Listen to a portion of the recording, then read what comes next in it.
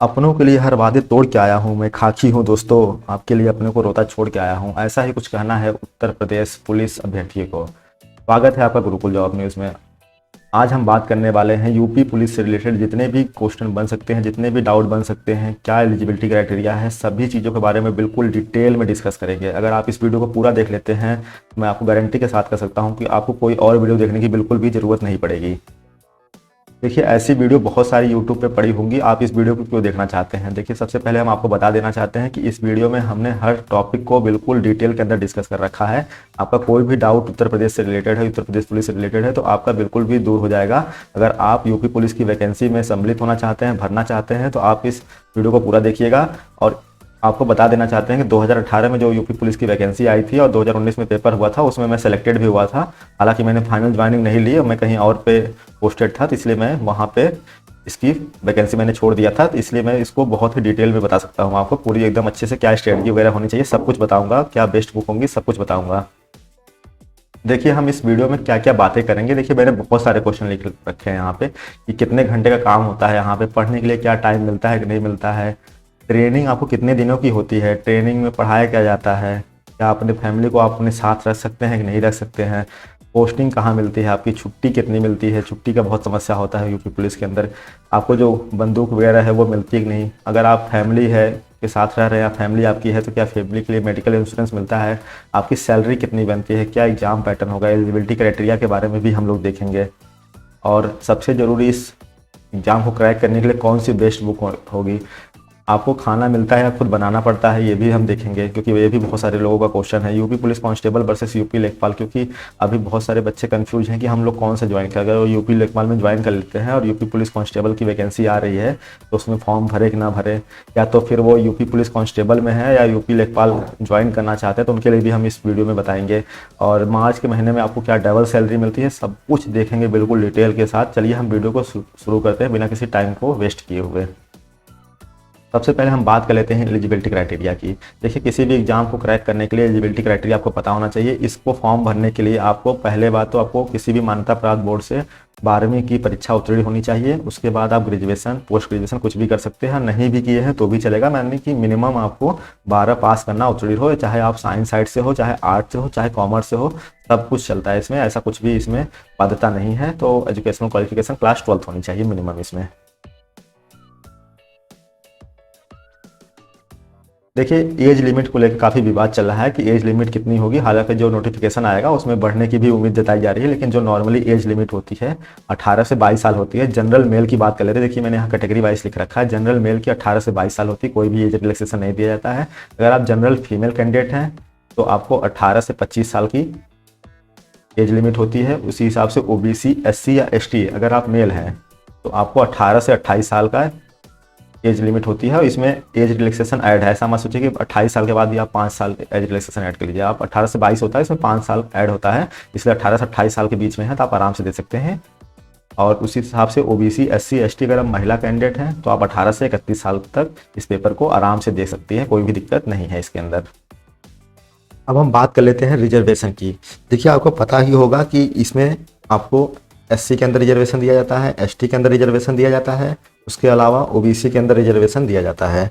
और अब एक नई कैटेगरी है ईडब्ल्यूएस। इन 4 कैटेगरी के अंदर आपको रिजर्वेशन दिया जाता है। इसके अलावा भी रिजर्वेशन होता है, मैं आपको पहले बता देता हूँ कितना कितना रिजर्वेशन होता है। देखिए, जो एससी के अंदर रिजर्वेशन होता है वो होता है 15%, और एसटी के अंदर रिजर्वेशन होता है वो 7.5% होता है। ओबीसी के अंदर आप सभी को पता होगा 27% का आरक्षण होता है, और ईडब्ल्यूएस के अंदर 10% का आरक्षण होता है। इनके अलावा आपको अदर कैटेगरी में भी रिजर्वेशन दिया जाता है, जो कि है स्वतंत्रता सेनानी के अगर आप आश्रित कैंडिडेट हैं तो 2% का रिजर्वेशन दिया जाता है। भूतपूर्व सैनिक हैं आप अगर तो 5% का रिजर्वेशन दिया जाता है। अगर आप उत्तर प्रदेश पुलिस के अंदर होमगार्ड है तो आपको 5% का रिजर्वेशन दिया जाता है।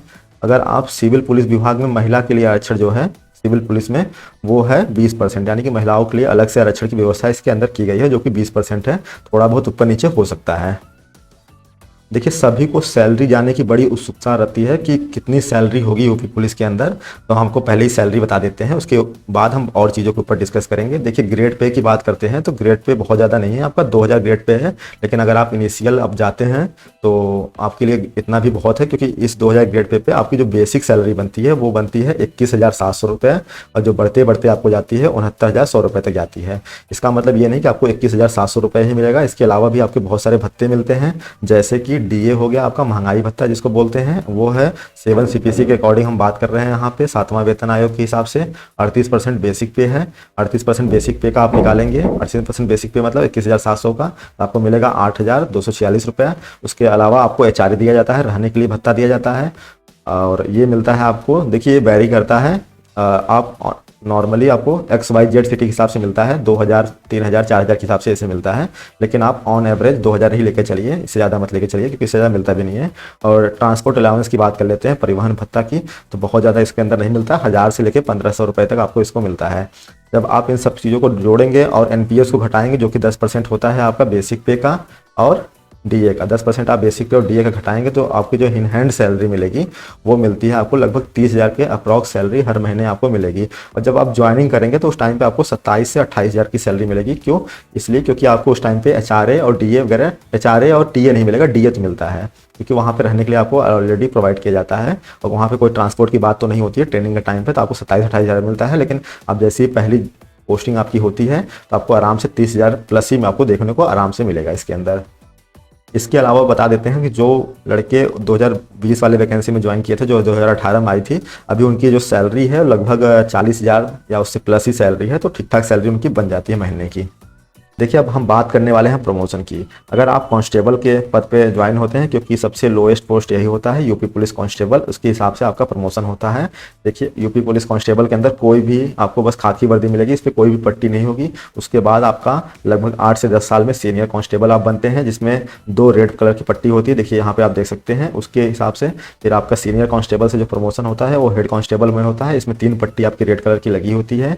और हेड कांस्टेबल से जो आपका प्रमोशन होता है वो होता है असिस्टेंट सब इंस्पेक्टर में, जिसको आप शॉर्ट फॉर्म में ASI के जानते होंगे। इसमें सिंगल स्टार होता है, और सिंगल स्टार से आपका डबल स्टार में जो प्रमोशन होता है, आपने UPSI की जो वैकेंसी सुनी होगी, ये बेसिकली वही है, सब इंस्पेक्टर की पोस्ट में होता है। इसमें 2 स्टार होते हैं, और इसके बाद आपको सब इंस्पेक्टर से लेके प्रमोशन होकर इंस्पेक्टर तक जाते हैं। लेकिन बात करते हैं कि जो रियलिटी में प्रमोशन होता है, देखिए कांस्टेबल से सीनियर कांस्टेबल, हेड कांस्टेबल, और बहुत ज़्यादा ASI, आप यहाँ तक तो आराम से पहुँच सकते हैं, और बिल्कुल हेड कांस्टेबल तक लगभग सभी लोग पहुँच जाते हैं, और ASI तक बहुत लोग पहुँच जाते हैं। कुछ लोग जिनका कम एज में सिलेक्शन हो जाता है वो सब इंस्पेक्टर और इंस्पेक्टर भी आगे चल के बन सकता है, तो प्रमोशन इसमें ठीक ठाक हो जाता है। अब हम बात करने वाले हैं एग्जाम पैटर्न की। उत्तर प्रदेश पुलिस का अगर आपको एग्जाम देना है तो आपको एग्जाम पैटर्न को समझ लेना है। देखिए पहले ये परीक्षा ऑफलाइन मोड में कंडक्ट कराई जाती थी, लेकिन इस बार से ऐसा सुनने में आ रहा है कि ये आपको ऑनलाइन मोड से कंडक्ट होगी पेपर। हालांकि ये पेपर ऑनलाइन हो ऑफलाइन हो उससे आपको कोई मतलब नहीं होना चाहिए, आपको अपनी तैयारी से मतलब होना चाहिए। तो पेपर आपका ऑनलाइन मोड में ज़्यादा चांसेस है। पेपर जो होगा वो बाइलिंगुअल आएगा, यानी कि हिंदी और इंग्लिश उसमें दोनों में प्रिंटेड होगा। आप जिसमें कंफर्टेबल है आप उसमें अटेम्प्ट करिए। इस परीक्षा के अंदर 150 क्वेश्चन पूछे जाते हैं, और हर क्वेश्चन आपका 2 अंक का होता है, यानी कि 300 अंक का आपका टोटल पेपर हो गया यहाँ पे। और फुल टाइम की बात कर लेते हैं तो 2 घंटे का आपको समय दिया जाता है, यानी कि 2 घंटे में आपको 150 क्वेश्चन करना होता है। 120 मिनट में 150 क्वेश्चन करना पड़ता है। नेगेटिव मार्किंग इसके अंदर होती है, जो कि 1/4 की होती है, और बहुत ज़्यादा नहीं है, ठीक ठाक नेगेटिव मार्किंग है, तो आप थोड़ा बहुत इसके अंदर रिस्क ले सकते हैं। इस परीक्षा में नॉर्मलाइजेशन भी होता है, क्योंकि 1 से ज़्यादा शिफ्ट में इसका पेपर होता है, तो नॉर्मलाइजेशन होना स्वाभाविक सी बात है। तो नॉर्मलाइजेशन हालांकि आपके हाथ में नहीं है, तो आप इसके बारे में ज़्यादा मत सोचिए। और जो प्रश्नों का स्तर होता है वो बिल्कुल हाई स्कूल तक ही होता है इसके अंदर। अब हम बात कर लेते हैं कि कौन कौन सा सब्जेक्ट इसके अंदर आता है। देखिए इसके अंदर 4 सब्जेक्ट आते हैं, जनरल नॉलेज, हिंदी, मैथ और रीजनिंग। ये 4 सब्जेक्ट से क्वेश्चन पूछे जाते हैं, और इनकी प्रश्नों की संख्या है देखिए 38, 37, 38, 37। ये थोड़ा बहुत ऊपर नीचे हो सकता है जीके का क्वेश्चन 40 पूछ ली जाए, यानी कि आपको लगभग 38-37 का आपका रेशियो देखने को मिलता है इसमें। और 150 क्वेश्चन ये बनेंगे आपको, किसी में कम किसी में ज़्यादा पूछे जा सकते हैं, और हर जो प्रश्न है वो 2 अंक का होता है। इसलिए टोटल अंक की बात किया जाए तो 300 है। देखिए अगर आप अभी तक इस वीडियो को देख रहे होंगे तो जरूर आप एक सीरियस कैंडिडेट है, तो चैनल को आप जरूर सब्सक्राइब कर लीजिएगा, मेहनत को जरूर सराहिएगा। ऐसी वीडियो आपको इस चैनल पर मिलती रहती हैं, और हम इसमें आपको बताने वाले हैं अभी बेस्ट बुक के बारे में, और आपका जो और सारे डाउट हैं वो भी हम इस पर बिल्कुल डिस्कस करने वाले हैं। अब देखिए सिलेबस की बात कर लेते हैं। देखिए ये सब सिलेबस है, जनरल नॉलेज का सिलेबस है। देखिए यहाँ पे ये सारे टॉपिक लिखे गए हैं कि कौन कौन सा टॉपिक आता है। अब अगर मैं इसको डिस्कस करने बैठूंगा तो वीडियो बहुत लंबा हो जाएगा। अगर आपको इसके रिलेटेड डिटेल डिस्कशन चाहिए और क्या स्ट्रेटजी होनी चाहिए तो आप वीडियो के कमेंट सेक्शन में बोलिएगा, तो हम एक अलग से एक वीडियो बनाकर आपको इस सिलेबस को डिटेल में समझा देंगे और कहाँ से पढ़ना है, कैसे पढ़ना है, सब कुछ चीज़ आपको बता देंगे। देखिए आपका ये हिंदी का सिलेबस है, ये सारे टॉपिक है। वीडियो को पॉज करके आप देख सकते हैं आराम से। आपके ये जो गणित का जो ये सारे टॉपिक है ये सारे आते हैं गणित के अंदर, और आपका जो सबसे लास्ट बचा रीजनिंग के अंदर ये सारे टॉपिक आपके आते हैं। हम आपको बता देते हैं कि बेस्ट बुक कौन सी होगी, कौन कौन से बुक से आप पढ़ें कि आपका जो सिलेक्शन है बिल्कुल श्योर हो जाए, क्योंकि बिना बुक को पढ़े आप सिलेक्शन इसमें श्योर नहीं कर सकते हैं। सिर्फ यूट्यूब देख देख के आप लोग सिलेक्शन से आप बहुत दूर हो जाते हैं, क्योंकि आपको बुक पढ़ना ही पड़ेगा। जो मेरी स्ट्रेटजी थी वो मैं आपको बताता हूँ कि क्या मैंने स्ट्रेटजी फॉलो की थी। हालांकि मैं वहाँ पर अभी सिलेक्शन नहीं लिया हूँ क्योंकि मैं कहीं और पोस्टेड था, इसलिए मैंने इसमें सिलेक्शन नहीं लिया था। देखिए हिंदी की बात कर लेते हैं। हिंदी आप 2 बुकों से पढ़ सकते हैं, आप कोई एक बुक भी फॉलो करिए। हम आपको 2 या 1 बुक बताएंगे जिसमें से आपको एक ही बुक फॉलो करनी है। आप आदित्य पब्लिकेशन की अगर आपके पास किताब है तो आप यहाँ से पढ़ लीजिए, बहुत ही अच्छी किताब है और आराम से इससे आपका क्लियर हो जाएगा। इसके अलावा अगर आपको और थोड़े डिटेल के अंदर पढ़ना है, चीज़ों के बारे में समझना है बहुत अच्छे से, तो डॉक्टर पृथ्वीनाथ पांडे की किताब आती है, सामान्य हिंदी की, नालंदा पब्लिकेशन किताब है। आप नई वाली एडिशन लेके इसको पढ़ सकते हैं। दोनों किताब में से एक ले लीजिए, या आपको लग रहा है दोनों प्रेफर कर लीजिए, क्योंकि अभी टाइम है आराम से। अगर आपको बहुत डिटेल के अंदर बिल्कुल सिलेक्शन श्योर करना है तो दोनों किताब लेके पढ़ सकते हैं। देखिए जनरल नॉलेज तो यार देखिए सभी का वीक होता है, क्योंकि जनरल नॉलेज में सबसे ज़्यादा सबकी बैंड बजती है। तो जनरल नॉलेज कहाँ से करें कि आपका एक मैक्सिमम चांसेस हो कि यहाँ तक सही हो जाए, इतना क्वेश्चन हमारा सही हो जाए। और 37-38 क्वेश्चन आता है तो आपका टारगेट हमेशा 25 प्लस का टारगेट आराम से होना चाहिए। देखिए टारगेट 25 प्लस का रखिए और बिल्कुल सही रखिए। हम वो नहीं करें कि आप 37 में 37 कर लीजिए, कोई नहीं है कि जनरल नॉलेज में 37 में 37 कर ले, बहुत कम लोग होते हैं। तो हम एक ऑन एवरेज स्टूडेंट जो है उनकी बात कर रहे हैं कि आराम से 25 प्लस का टारगेट इसमें रख सकता है और कर सकता है। इसके लिए हम आपको 3 बुक बताते हैं। देखिए एक लूसेंट की आती है, आप सभी जानते होंगे, तो इसके बारे में ज़्यादा डिस्कस करना सही नहीं है। परीक्षा वाड़ी किताब आती है सामान्य अध्ययन की, ये प्रैक्टिस वर्क बुक होती है और इसमें आराम से आपको MCQ फॉर्म में क्वेश्चन दिए होते हैं, तो आप आराम से इसको पढ़ सकते हैं और सॉल्व कर सकते हैं, तो आपका बहुत ही अच्छा ये हो जाएगा। हाँ देखिए इसको लूसेंट नहीं पसंद है और उनको थियरी वगैरह पढ़नी है तो उनके लिए हम बता देते हैं कि घटना चक्र की किताब आती है। यहाँ पे आप GK समान ज्ञान जागरूकता वाली किताब ले लीजिएगा और बिल्कुल जो लेटेस्ट एडिशन है आप उसको परचेस करिएगा, तो आपको वहाँ पर अपडेटेड जानकारी मिलेंगी। और इन तीनों किताबों को आप आराम से कोई भी परचेस करके पढ़ लीजिएगा। देखिए आप लूसेंट या GK में से कोई एक पर्सन कर लीजिए, घटना चक्र की है, उसके अलावा आप परीक्षा वाले की भी परचेस कर लीजिए, क्योंकि ये आपकी जो प्रैक्टिस के लिए बहुत अच्छी किताब मानी जाती है ये। अब हम मैथ की बात कर लेते हैं। देखिए मैथ आप बहुत जगह से कर सकते हैं, आप यूट्यूब वगैरह से भी करते हैं, लेकिन मैं बता दूं आपको कि आपको बुक भी सॉल्व करना जरूरी है। अगर आपका बिल्कुल भी बेसिक से बिल्कुल आपको मैथ वगैरह की बहुत दिक्कत है तो आप डॉक्टर RS अग्रवाल की किताब उठा सकते हैं और बहुत ही अच्छी किताब मानी जाती है। आप यहाँ से क्वेश्चन करिए, बिल्कुल एकदम बेसिक से दिया हुआ है। इसके अलावा अगर आपका थोड़ा बहुत भी प्रैक्टिस है या इस बुक को सॉल्व करने के बाद आप घटना चक्र की किताब आती है पुलिस कांस्टेबल के लिए, आपको मार्केट में मिल जाएगी। यहाँ पे लेटेस्ट एडिशन आप किताब लीजिएगा। इसके अंदर होता क्या है कि जो आपकी उत्तर प्रदेश पुलिस या डिफरेंट जो एग्जाम हुए हैं उत्तर प्रदेश पुलिस के अंदर, वो आपको इसके अंदर संकलित रहते हैं। तो आप आराम से उसको एक एक सेट को सॉल्व करिए और समझिए कि कैसा पेपर आता है और उसी के अकॉर्डिंग अपना तैयारी को आगे बढ़ाइए, क्योंकि आप इधर उधर का क्वेश्चन ज़्यादा सॉल्व करने से कोई मतलब नहीं है। बहुत हाई लेवल की इसमें गणित नहीं पूछी जाती है, आप एक बेसिक लेवल की गणित आप यहाँ से देख सकते हैं और वही सारी चीज़ें आपको आती हैं।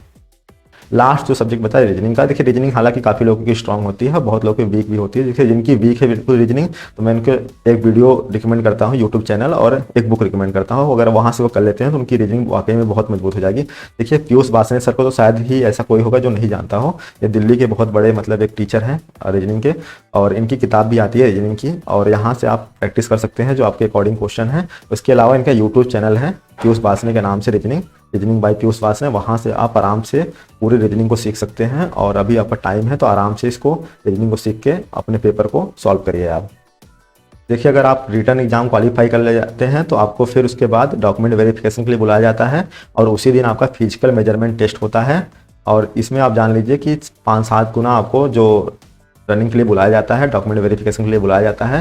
सबसे पहले आपका डॉक्यूमेंट वेरिफिकेशन होगा, उसके बाद आपका फिजिकल मेजरमेंट टेस्ट होगा। हम आपको बता देते हैं कितनी कितनी हाइट वगैरह चाहिए, हाइट, चेस्ट और वेट। देखिए पुरुष अगर आप हैं, मेल हैं, तो आपको 168 सेंटीमीटर की हाइट चाहिए अगर आप जनरल, OBC और SC कैंडिडेट हैं। ST कैंडिडेट के लिए थोड़ी सी छूट दी गई है जो कि है 160 सेंटीमीटर। अगर आप महिला कैंडिडेट हैं तो जनरल ओबीसी एससी के लिए 152 सेंटीमीटर और एसटी कैंडिडेट के लिए, एसटी महिला कैंडिडेट के लिए 147 सेंटीमीटर की हाइट आपको चाहिए। चेस्ट की बात कर लेते हैं मेल में, देखिए 79 आपका मिनिमम चेस्ट होना चाहिए, उसके बाद आपका 5 सेंटीमीटर आपका फूलना चाहिए। और एसटी की बात कर लेते हैं तो 77 आपका मिनिमम चेस्ट होना चाहिए और 5 सेंटीमीटर इसमें फूलना चाहिए। वजन की बात कर लेते हैं, वेट की बात कर लेते हैं। देखिए वेट तो पुरुषों में ऐसा कुछ नहीं है कि आपका मिनिमम वेट इतना होना चाहिए, लेकिन महिलाओं के लिए वेट की मिनिमम क्राइटेरिया रखी गई है कि आपका मिनिमम 40 किलो से आपका वेट कम ना हो, क्योंकि 40 किलो से आपका कम रहेगा कहीं ना कहीं आप पोषण के शिकार हैं।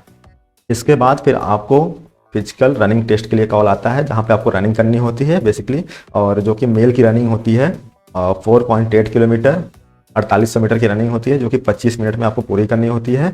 और यूपीएसआई में आपने देखा होगा कि इसी रनिंग को आपको 28 मिनट में वहाँ पे पूरी करनी थी। फीमेल की बात कर लेते हैं तो 2400 मीटर की रनिंग होती है इसके अंदर, 2.4 किलोमीटर की, जिसको आपको 14 मिनट में आपको पूरा करना होता है।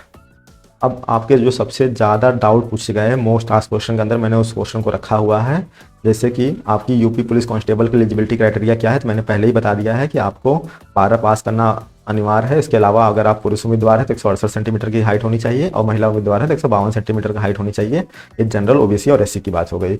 अगर आप यूपी पुलिस कांस्टेबल परीक्षा दे रहे हैं तो आपको नेगेटिव मार्किंग को पता होना चाहिए। मैंने पहले ही बता रखा कि 1/4 की नेगेटिव मार्किंग होती है।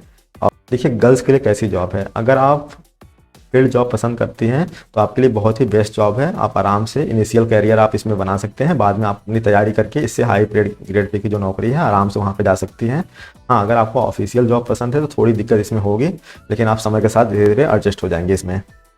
देखिए यहाँ पे मैंने बहुत सारे क्वेश्चन को लिख रखा है कि आपके जो जो डाउट है, सबको डाउट को मैंने यहाँ पे कलेक्ट करके लिख रखा है। देखिए कितने घंटे का काम करना होता है। देखिए यूपी पुलिस के अंदर आपको ऐसा कोई घंटा वगैरह नहीं फिक्स होता है कि आपको इतने घंटे की जॉब करनी है, लेकिन नॉर्मली आप 24 घंटे के लिए बिल्कुल ही अलर्ट रहिए। और नॉर्मली आपको 8 से 10 घंटे की इसमें जॉब होती है, 7 से 8 घंटे, कभी कभी आपकी छुट्टी भी रहती है, तो कभी कभी बिल्कुल जॉब नहीं रहेगी, कभी कभी हो सकता है कि 12-15 घंटे की भी आपको ड्यूटी करनी पड़ सकती है। तो आप बिल्कुल तैयार रहिए, इसमें 24 घंटा अलर्ट रहिए। पुलिस की अगर आप जॉब में जाते हैं आपको इसमें बहुत सारा काम भी करना पड़ता है। क्या पढ़ने के लिए टाइम मिलता है कि नहीं मिलता है? देखिए पढ़ने के लिए आपको इसमें बेशक टाइम मिलता है, आपको टाइम निकालना भी पड़ता है, टाइम मैनेज भी करना पड़ता है, क्योंकि आपको इसके अलावा सीएल वगैरह भी मिलता है, जो कि आपका 30 सीएल होता है, जो कि कैजुअल लीव है, और अन लीव 31 होता है। तो साल भर में आराम से 60-70 छुट्टी मिल जाती है। तो आप आराम से उसका यूज़ करके, अब बाकी जो आपका टाइम बच रहा है तो इन दोनों का यूज़ करके आप आराम से पढ़ने के लिए टाइम निकाल सकते हैं। और बहुत लोग आप देखे होंगे यूपी पुलिस एसआई के अंदर, यूपी पुलिस कांस्टेबल वाले सेलेक्ट हुए हैं, कहीं ना कहीं उन्होंने टाइम को मैनेज किया है और सिलेक्शन इसमें लिया है। ट्रेनिंग देखिए कितने दिनों की होती है, तो ट्रेनिंग हम आपको बता देते हैं कि 6 + 1 महीने की होती है, यानी कि टोटल 7 महीने की ट्रेनिंग होती है, जिसमें 6 महीना आपका जेडीसी होता है और 1 महीना आपका आरडीसी कराया जाता है। तो आपकी ट्रेनिंग जो है 7 महीने की इसमें आपकी ट्रेनिंग होती है। देखिए बहुत बच्चों का क्वेश्चन है ये क्या ट्रेनिंग में पढ़ाया भी जाता है? तो बिल्कुल यार, आप यूपी पुलिस में जा रहे हैं तो आपको पढ़ाया भी जाएगा। तो आपको आईपीसी हो गया, सीआरपीसी के जो धाराएं होती हैं, ये सब कुछ, और यूपी पुलिस के जो नियम कानून है, सब कुछ आपको इसमें आराम से पढ़ाया जाता है। कोई भी दिक्कत नहीं होती है, आपका बिल्कुल क्लास लगती है, आपका बिल्कुल शेड्यूल होता है, सब कुछ पढ़ाया जाता है। तो आप इसकी टेंशन बिल्कुल भी ना लें।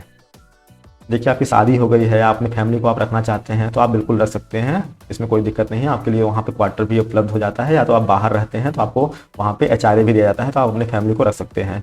पोस्टिंग कहाँ मिलती है? देखिए इसमें पोस्टिंग आपको जिले में बिल्कुल नहीं मिलेगी, और आपका जो मंडल है उसमें भी नहीं मिलती है।